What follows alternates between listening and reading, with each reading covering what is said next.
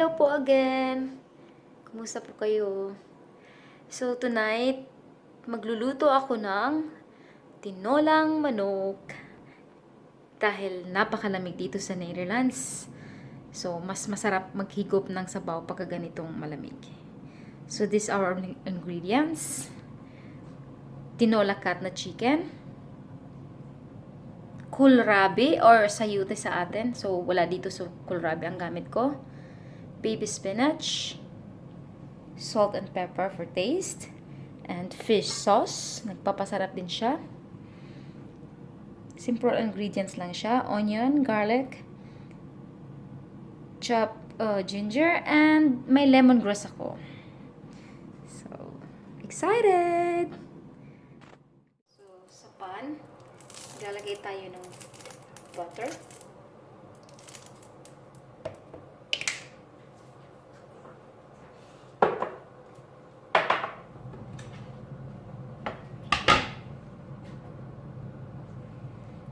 Para mainit na siya. Uunahin ko muna si ginger.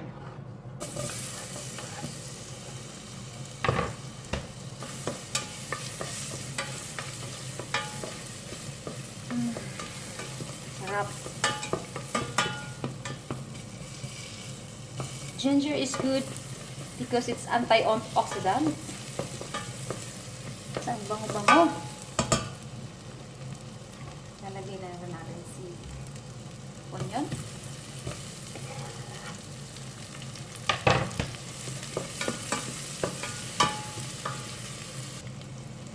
Para nag-translucent na si garlic. Garlic naman. And si lemongrass. Sayang wala akong siling labuyo or yung green chili. That's fine.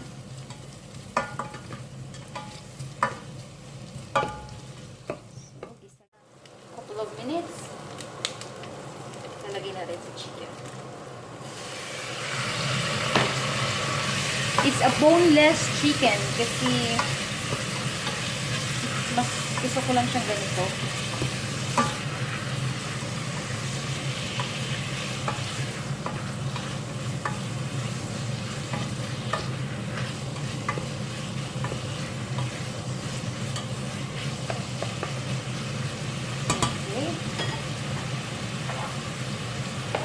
For me, ilalagyan ko na siya ng salt and pepper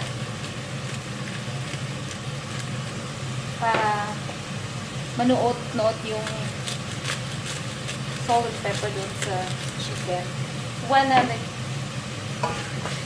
maluluto siya.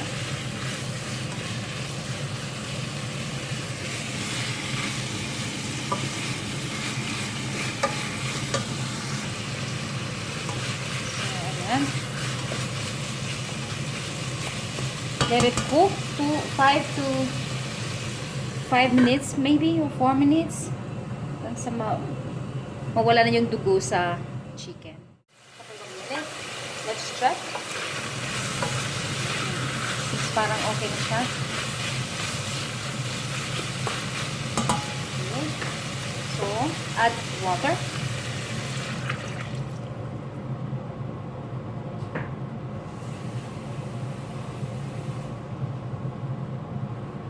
So, ang nilagay ko is 2 bowl. Kasi wala akong cup, so bowl siya.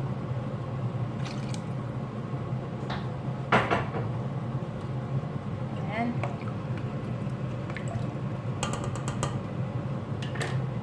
Ilalagay na rin natin si kohlrabi or yung sayote sa atin or papaya.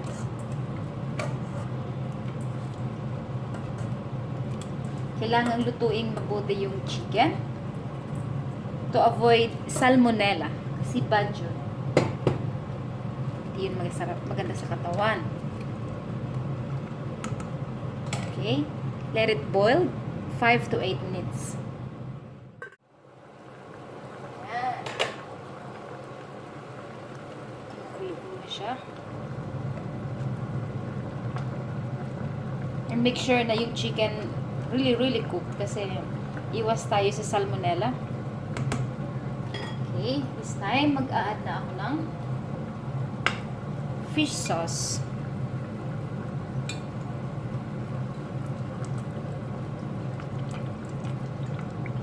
Okay. Again, tap salt. And yung pepper.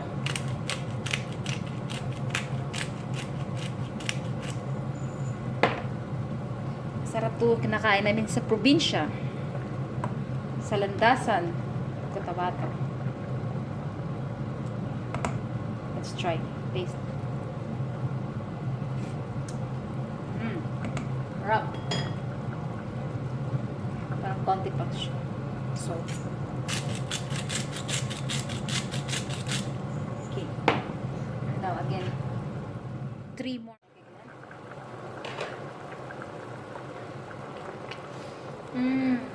So, smells so good, refreshing kasi dahil sa lemongrass at saka sa ginger. Then let's taste. Perfect. Yummy. It's really good. You can really taste the ginger, the lemongrass, and it's good when you're sick. It's really, really good. So, 2 more minutes.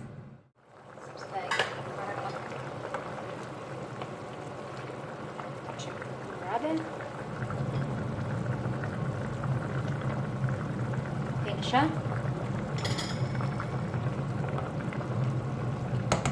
Nandun pa rin yung crunchiness niya. So, it's time for baby spinach. This is so healthy, by the way. So, ito yung substitute ko dahil wala kaming dahon ng sili or yung malunggay. So, baby spinach can. Low hit. I like it.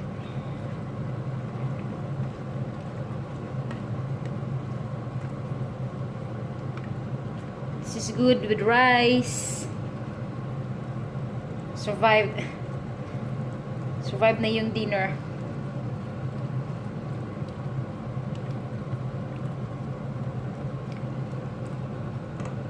Okay. Let's wait again. Let it boil 2 to 3 minutes and then it's done. Hola! Ready! Time to eat! Tinolang manok. Excited.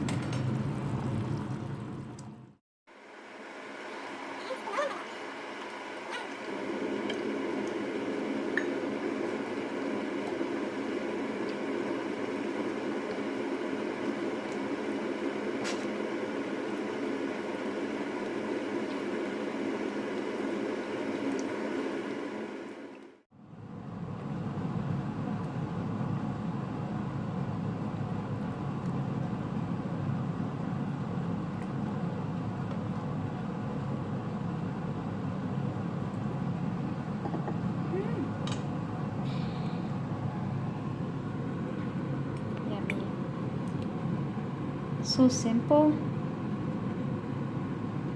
dish pero napaka healthy. Lekker. Look at that, guys.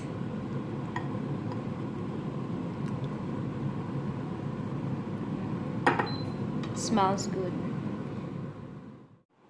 This is my tinolang manok. This is so perfect in this weather. Enjoy watching, guys. I hope you enjoy my cooking. God bless everyone. Happy weekend. Bye.